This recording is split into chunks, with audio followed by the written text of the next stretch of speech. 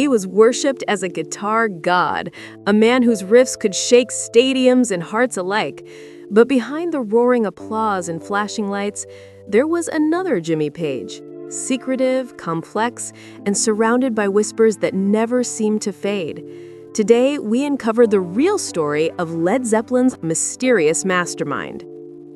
Born James Patrick Page in 1944 London, Jimmy's first encounter with destiny came in the form of a dusty old guitar left behind in a new house. No one knew where it came from, but for 12-year-old Jimmy, it was magic.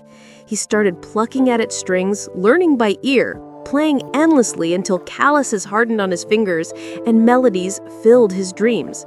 By his teenage years, he was performing on BBC's All Your Own, with dreams of curing cancer, not becoming a rock star. But fate had other plans. Dropping out of school at 14, Jimmy joined his first band and soon found himself tangled in London's booming music scene. In the early 60s, Jimmy became the hidden hand behind countless hits, working as a session guitarist for artists like The Who and The Kinks. Known as Little Jim, he played 3 studio sessions a day, learning, adapting, and crafting the foundation of what would later become his legendary sound. But the studio walls couldn't contain his fire. When the Yardbirds came calling, Jimmy stepped in, first on bass, then lead guitar. The band's experimentation gave him a taste of creative freedom that would soon explode into something bigger. In 1968, as the Yardbirds fell apart, Jimmy assembled a new group, Robert Plant, John Bonham, and John Paul Jones. Together, they became Led Zeppelin.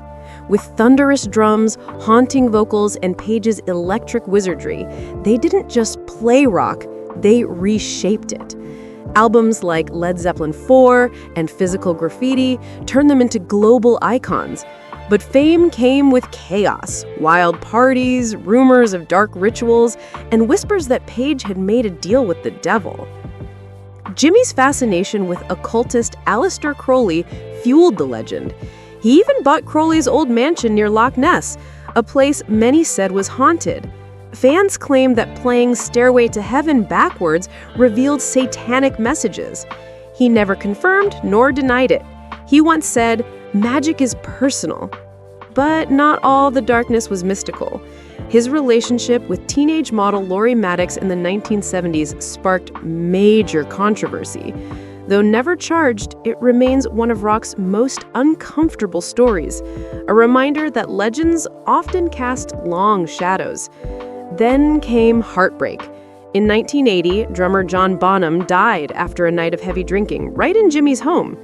Led Zeppelin ended that same day. Jimmy withdrew from music, haunted by grief and guilt, unsure if he'd ever play again. Eventually, he returned, reinventing himself through solo projects, film scores, and collaborations. And while his personal life remained turbulent, Jimmy found love again later in life with poet Scarlett Sabat. Despite their vast age gap, she describes him as a funny family man, far from his wild reputation. Today, at 80, Jimmy Page remains a living monument to rock history, a man who turns sound into mythology. Despite controversies and loss, his influence still echoes through every electric guitar that dares to dream. He once said, "Music is the closest thing to magic." And maybe, after all the rumors, heartbreak, and glory, that's the only spell he ever truly believed in. If you enjoyed this story, don't forget to subscribe to Hollywood Star News for more legendary tales from the stars.